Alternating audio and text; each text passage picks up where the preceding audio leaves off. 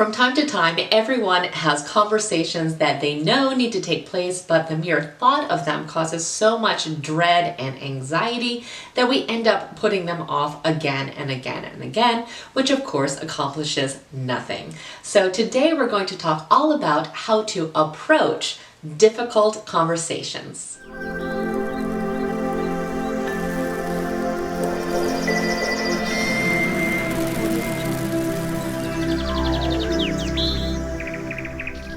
Welcome back. My name's Nina and I'm a life coach that specializes in personal development. Here at this channel, we talk all about our emotional well-being, understanding our own psychology, and leading our best life possible. So if you aren't already a subscriber, please take a moment and become one because we definitely want you to stay connected. So I'm sure when this topic came up, something immediately popped into your mind about a conversation that you yourself need to be having that you just have not been able to have because just the thought of it makes you way too uncomfortable. It's a terrible feeling to feel that we have something that we really do need to express, but we feel that we really can't do it.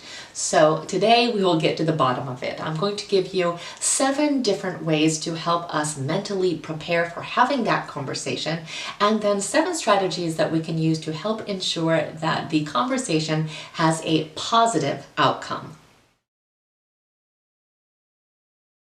So let's start by talking about what we need to do to prepare to have this conversation. So the first thing we can do is to really establish to ourselves why the conversation is indeed necessary and what we hope to accomplish by having this conversation. So we really want to make it clear to ourselves and also to remind ourselves why it's so essential that we stop putting it off in the first place. The second thing that we need to do is to determine whether or not the motivation to have this conversation is indeed something positive. So for example, a lot of times subconsciously, we might really just want to hurt that person or to punish the person for doing something that we perceive to be wrong. So we want to make sure that there is some kind of positive outcome that we do want to come out of this situation, and that our motivation for having the conversation itself is something that is good and noble in nature. The third thing we need to do is to determine what the underlying fear is from having this conversation. So we've been putting it off because we are afraid, but we need to really know why.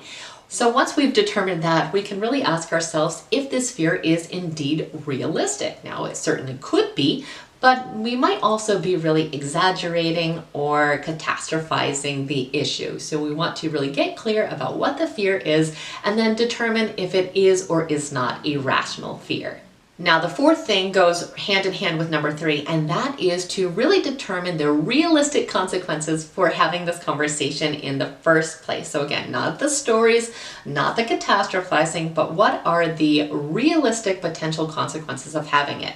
Now, from there, we need to determine whether or not it is worth it for us to have this conversation. Are the consequences just too severe, or is this something that really is worth our time and energy to do so? The fifth thing that we need to do is to look at the assumptions that we may have made about the other person's reactions or about the situation itself. And we need to be open to the possibility that we are actually wrong. So are we truly working with all information that we really are sure about and we know and is factual? Or is it possible that we have made some assumptions that could potentially be incorrect? The sixth thing we need to do is to take responsibility for any way we may have ourselves contributed to this issue or problem. So it's so easy to see what the other person has done wrong a lot of times, but we want to go ahead and take full responsibility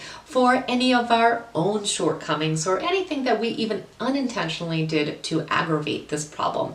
This is especially true if we are talking about a relationship. It takes 2 people to have any relationship, and it is very unlikely that only one person is to blame. But even when it's something that does not have to do with a relationship, we just want to consider the fact that we possibly could have aggravated the situation in some way. So that's something we definitely want to be aware of before we walk into this conversation. And the seventh thing that we need to do is to change our mindset, or at least check our mindset.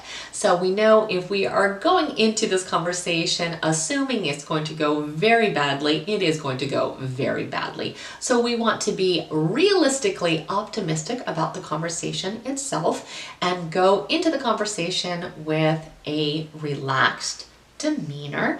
We are going to find that it has a much more likelihood of success than if we were going into it with a very negative mindset. So we just want to be aware of how we are actually thinking about it, because we don't want to project that onto the conversation. So those are all the things we need to think about as we prepare for this conversation. But let's go ahead and talk about what we need to do once we're actually in this conversation. The first thing that we need to do, and this is the most important step, hands down, is to let the person express themselves fully and completely. We want to calmly listen to them without judgment. We want to go ahead and make sure that we are letting them talk and that we are not interrupting them. So we have to understand that our perceptions are completely different from another person's perceptions. So we really, truly have to sit there and really try to soak in as much information as possible. We really want to understand this situation from the other person's eyes.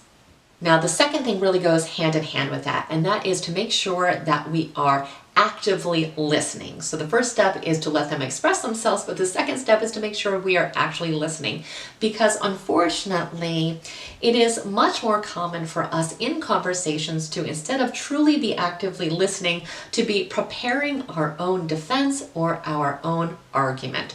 So we want to make sure that we kind of switch that part of our brain off and really make sure that we are actively listening. We will have our chance to talk and to give our own argument or defense if that is necessary, but the act of listening is essential.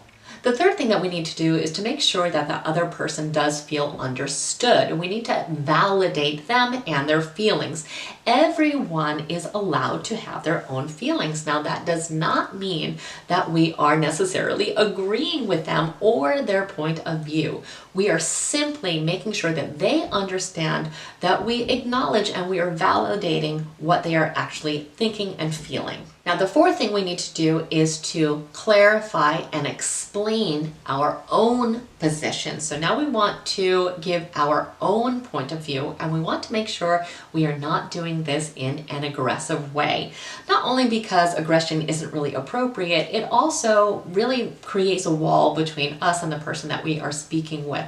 So if we are using a calm demeanor, it is much more likely that they will be understanding of how we are feeling. So we want to just make sure that we are really expressing ourselves, but we are doing it in an assertive way that is not aggressive. Remember that they may have no idea that you even felt this way or that this was in any way a situation. They could have been completely oblivious to this. So you need to give them time to soak it in, and you really need to just be clear about what you are communicating, and we just don't want to cloud it with anger and that aggression.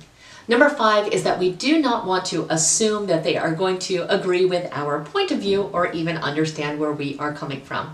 So our job is simply to put the information out there because it needs to be said, but after that point, there's no guarantee it's going to go in the direction that we are hoping it to go in. Number 6 is that we need to find a solution that works for both parties. So a lot of times we come into conversations with one specific solution in mind, but keep in mind that that may not be the best solution for the other person that is involved. So we want to be open to other possibilities. So we want to go ahead and bounce ideas back and forth, and we want to be open to the other person's ideas. So you want to make sure that we're listening to them and that we're not shooting them down. And then at the end, after we have all expressed our different ideas, we want to ultimately try to come up with a solution that is really workable for both parties. And number 7 is to make sure that we do not give advice unless it is asked for or called for. And if we don't know, we can actually ask the person involved if they are open to suggestions. Because if we fail to do that, we are going to come off looking very superior, and that's going to be a big turnoff for them making any kind of changes. And we also don't want them to be defensive, so they may not be open to suggestions or advice from us, and that is totally fine. If they are, go ahead, of course, and give it. But if they aren't, they are going to find the information that they need elsewhere, in a place and in a situation that's probably a lot more comfortable for them. And that's it. So after you have expressed yourselves, you've put this into the hands of the universe. Remember, again, there is no guarantee of any specific outcome. There never is. So the important thing is that you stepped up to the place and you put the information out there, and it's probably a huge weight that is going to be dropped off your shoulders when you do so. We have to remember, however, that we can't let our happiness or peace of mind be determined by how they choose to react to this situation. So we really have no way of knowing ultimately what will happen because of this conversation, but we need to be happy with the fact that the conversation actually took place in the first place. The only thing we can ever control is our own behaviors and our own actions and reactions. So it's up to that person to ultimately decide how they choose to respond to the situation, and that is something that is unfortunately never in our control. So I wish you so much luck and love in this process. I know it is very difficult to get the courage to have these conversations, but when we know in our heart that they are important, we need to find that courage, because hopefully it will lead to a resolution that will be much more positive than the current situation. So I hope this video was helpful to you, and if it was, please like it and share it with someone else who may need to hear the same very message today. Also, again, if you aren't already a subscriber, take a moment and become one. We definitely want you to stay connected. And I thank you so much for spending time with me today. Have an absolutely amazing day.